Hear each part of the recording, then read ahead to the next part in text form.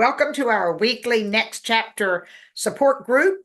We have William Yon with Duke University, and he is talking to us today about how our liver functions, and he's going to discuss non-alcoholic fatty liver disease. So we really appreciate you, William. Thank you so much. Thank you, Ms. Well. Hi, everyone. My name is William. I'm a junior from Duke, and today I'll be talking about liver function and non-alcoholic fatty liver disease. Okay, so the basic structure of livers.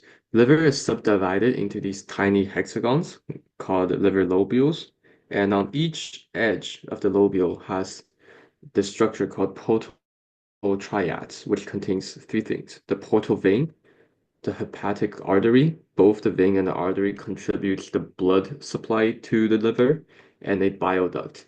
And the bile duct is special in the case that we'll talk about it later, but it has to deal with non-polar fat-soluble molecules.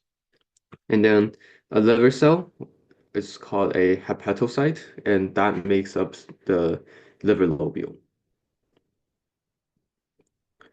Okay, so with liver function, you have many of them, including bile production, metabolism, immunity, digestion, detoxification, and vitamin storage.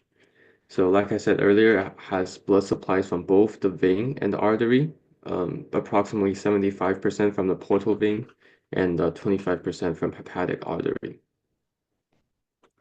Okay, so what is bile? Bile is a liquid produced by hepatocyte, and its main function is to carry away waste that is not excreted by the kidney. So if you think about kidney and the urine, it's mostly taking out waste that is water soluble. And what bile does is it allows fat to dissolve in it. So fat soluble product you normally see is excreted in bile. Um, yeah, so you can see the third point. It's the absorption of lipid or fat through the bile salt. And you can see this intricate, almost like a vasculature, but this is like a network for bile. And all of the bile gets collected into this storage pot called a gallbladder. And eventually, all of these bile liquid will go into small intestine and large intestine. Okay, so the most important function for liver is metabolism. So it stores and metabolizes fat-soluble vitamins, and a short mnemonic for that is ADEK, A-D-E-K. And there's drug detoxification, which is also an important part of liver metabolism. What liver does is that when we take drugs, some of it is fat soluble, so it is very dangerous to the body if we don't have a liver, because then we'll have to use a lot of water to dissolve it. And since it's fat soluble, it's not easy for the water to dissolve it and carry out using urine. Then what liver does is that it has enzymes to conduct this biotransformation pathway to convert fat soluble product to water soluble product. So then it can be excreted out with our urine. And this process occurs in the smooth endoplasmic reticulum, a particular organelle of our cell. And the first step is normally either oxidation or reduction or hydrolysis, basically making the molecule more polar or more sticky to the water.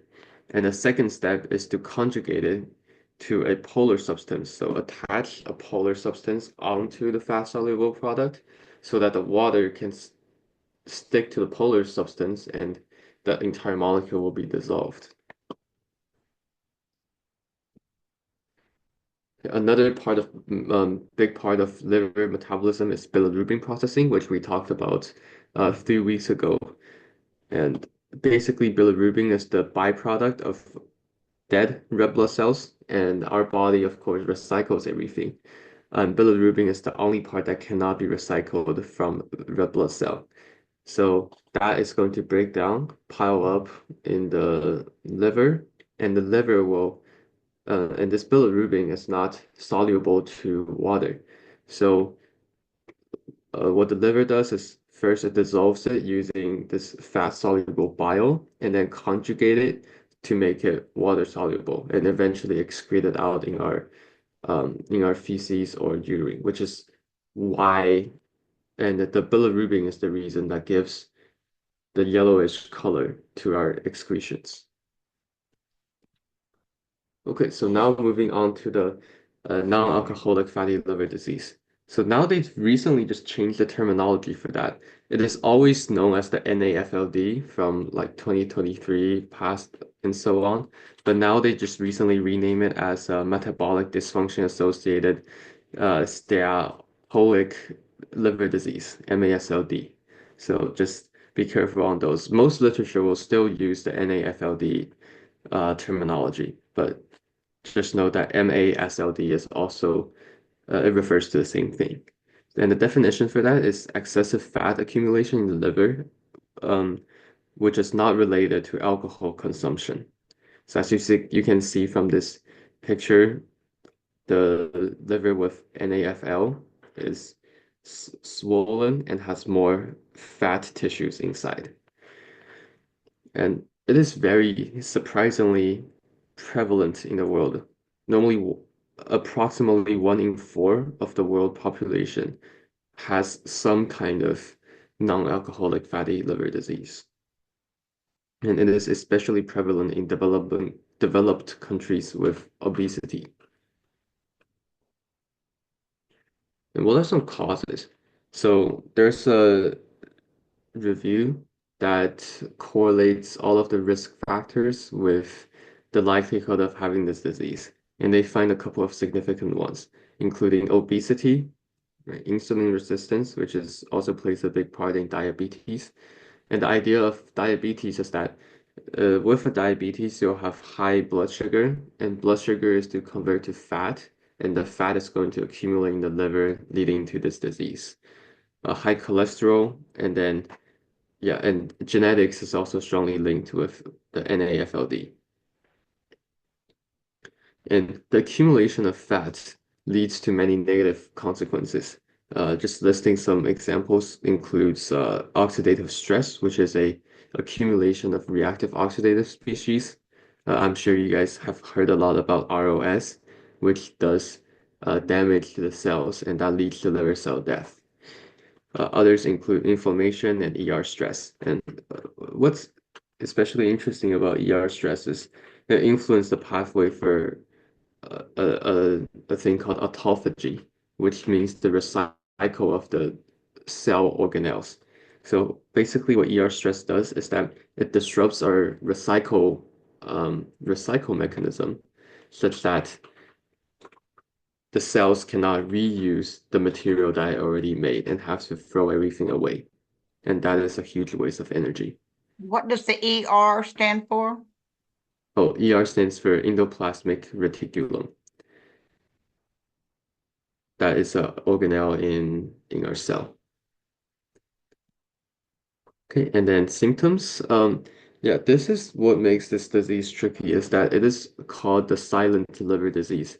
And in early stages, it is very often asymptomatic. So you cannot figure out anything wrong with your body until it's already getting serious, which is why routine annual checkup is especially important. Something you will notice if it is in a more severe state include the fatigue and pain in the upper right abdomen, and then spider-like blood vessels, or the yellowish skin or eyes. As we can see, it is pretty common with liver disease.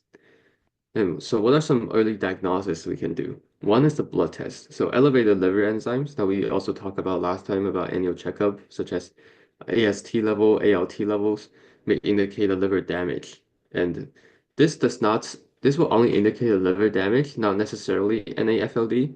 But normally if you have these tests and it has some abnormality, um, your doctor will give more specific tests for these more specific liver diseases. But also this is what makes it hard to diagnose is that the normal values of these enzymes does not rule out the possibility of not having this disease. And for more accurate disease measurement, uh, you will need some imaging techniques such as ultrasound, CT, and MRI scan. And these will detect the fatty deposits in your liver. And to the most the most accurate would be invasive, which is also the one that hurts our body the most, is liver biopsy.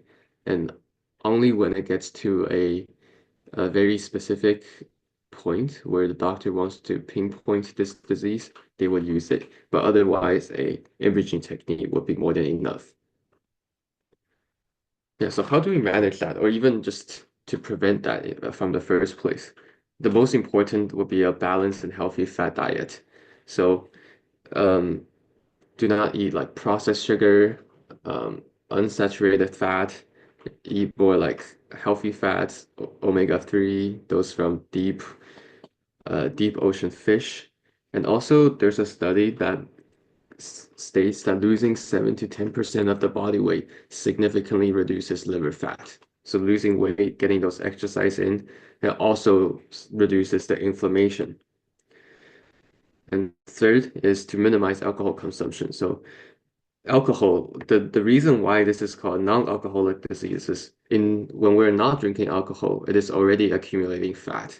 And drinking alcohol on top of that will just increase the rate of fat accumulation. And the fourth one is this is really interesting. There's no direct evidence of vitamin E working, but there are only observation evidences. So there's no scientific study that established a clear cause and effect relationship. But what people tend to observe is when patients eat vitamin E, they're less likely to have complications and respond to drugs better for this disease. And many people hypothesize that it is because of the antioxidant effect of vitamin E, which inhibits the ROS, the inflammation, and the oxidative stress response that we talked about earlier. Yeah, and last but not least, there's the complication is cirrhosis, which is the hardening of liver, and this can lead to very serious liver failure, which and the suggestion is that after the NAFLD, it is more than encouraged to do routine checkups to prevent further development into cirrhosis. So with that, thank you for listening, and I'll after we stop the recording, I'll open up the floor for any questions. Right. And our group was just talking